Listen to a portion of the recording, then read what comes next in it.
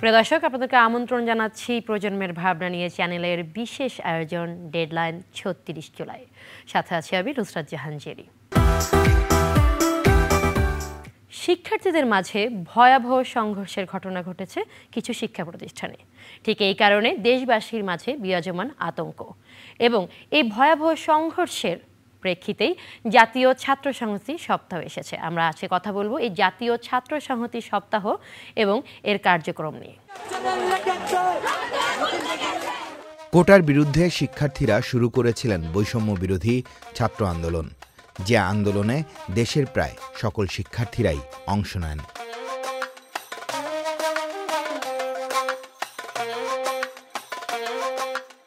শান্তিপূর্ণ আন্দোলনে হামলা, নির্যাতন ও গ্রেপ্তার শুরু হলে বিক্ষোভে ফেটে পড়ে পুরো দেশ। কোটা বিরোধী আন্দোলন রূপ নেয় সরকার পতনের আন্দোলনে। ছাত্র জনতার গণঅভ্যুত্থানে পতন হয় তখনকার সরকারের।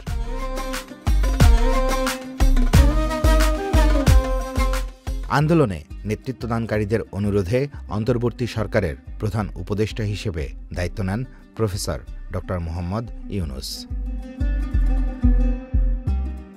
তবে অন্তর্বর্তী সরকার দায়িত্ব নেবার পর থেকে বিভিন্ন বিষয়ে শিক্ষার্থীদের মাঝে অনৈক্য দেখা দেয়, যার শুরু হয়েছিল শিক্ষার্থীদের একটি পক্ষের ক্যাম্পাসে ছাত্র রাজনীতি নিষিদ্ধের দাবি থেকে, যার বিরোধিতা করে শিক্ষার্থীদের অন্য একটি পক্ষ।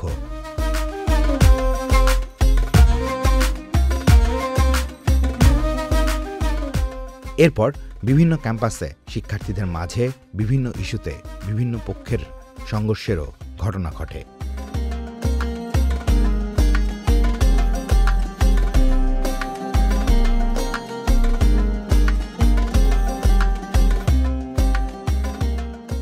সম্প্রতি সময়ে বিভিন্ন শিক্ষা প্রতিষ্ঠানে, বিশেষ করে রাজধানীর কয়েকটি শিক্ষা প্রতিষ্ঠানের সাথে অন্য শিক্ষা প্রতিষ্ঠানের শিক্ষার্থীদের মাঝে ভয়াবহ সংঘর্ষের ঘটনা ঘটে, যাতে করে আলোচনায় আসে শিক্ষার্থীদের ভবিষ্যৎ নিয়ে।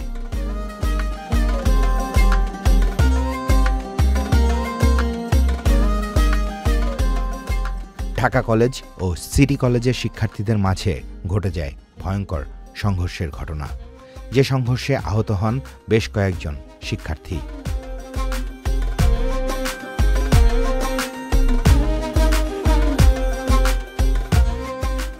এ ঘটনার পর কয়েকদিন ধরে চলে সোহরাওয়ার্দী কলেজ, কবি নজরুল কলেজ ও ডক্টর মাহবুবুর রহমান মোল্লা কলেজের শিক্ষার্থীদের মাঝে সংঘর্ষ ও লুটপাট।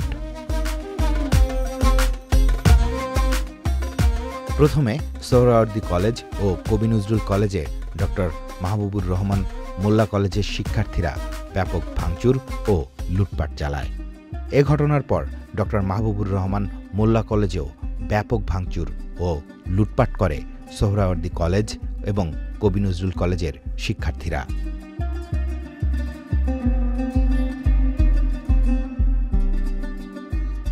ওই সংঘর্ষ যখন চলছিল তখন রাজধানীর তেজগাঁওয়েরও দুটি শিক্ষা প্রতিষ্ঠানের শিক্ষা